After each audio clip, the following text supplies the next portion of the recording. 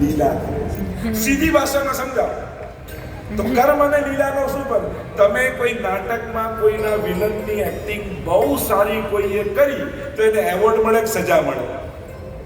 મૂવીમાં નાટકમાં બહુ સારી વિલનની એક્ટિંગ કરે તો એને સજા મળે કે એવોર્ડ મળે? એવોર્ડ મળે. એ જ કામ ગામમાં જઈને કરે તો સજા મળે. તો સ્ટેજ પર કરવું એ લીલા છે, ગામમાં કરવું એ કર્મ છે. તો ભગવાન કર્મ નથી કરતો, લીલા કરે છે. હવે કોઈ જોડે લડતા લડતા તમે એકદમ ભાગી જાઓ અને લોકો તમને ભાગેડું કે તે ગુણગાન કહેવાય કે અપમાન કહેવાય? અપમાન કહેવાય. અને ઠાકોર તમે દ્વારિકાનો નાથ મારો રાજા રણ છોડ છે એને મને માયા લગાડી. બોલો રણ છોડ ભગવાન. શેની જય બોલી તમે? રણ છોડ. ડાકોર નું શું વખણાય? ગોટા. ગોટા નહીં, રણ છોડ રાય. તો દર્શન કરવા જાઓ ત્યારે ખોટા કરીને રણ છોડ રાય વખણાય.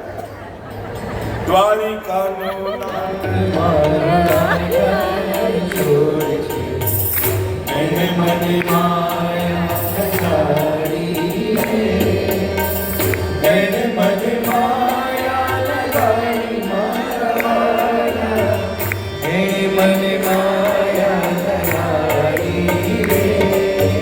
દ્વારિકાનો નાથ મારો રાજા રણ છોડ છે એને મને માયા લગાડી રે.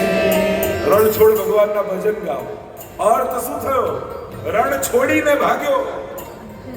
એવો ભાગ્યો ને એવી સરસ એક્ટિંગ કરી કે રણ છોડ ભગવાન કી એવોર્ડ આપી છે. આ કેમ ગુણગાન કહેવાય છે? જો આ બધા એના કર્મ હોત તો તમે બધાએ નિંદા કરી કહેવાય. આ એની લીલા છે એટલે ગુણગાન કર્યા કહેવાય છે. આ મૂળ ફરક. એટલે ભગવાન કર્મ કરતા નથી. એટલે ક્યારે પણ આપણા માટે જે કર્મના સિદ્ધાંતો બનાવ્યા છે એ ભગવાનને ક્યારે લાગુ પડતા નથી. એટલે કોઈ એમ કે ભગવાને પણ બાણ ખાવા પડ્યા તો એ કોઈ કર્મનો હિસાબ કરવા માટે નહીં. ભગવાન કર્મ કરતા જ નથી તો એને ભોગવવા ક્યાંથી પડે? આ સૈદ્ધાંતિક વાત છે, લીલાનો સિદ્ધાંત છે. એટલે આ બીજો સિદ્ધાંત સમજવાનો. પહેલો નિત્ય લીલાવાન, ઇટર્નલ, શાશ્વત છે.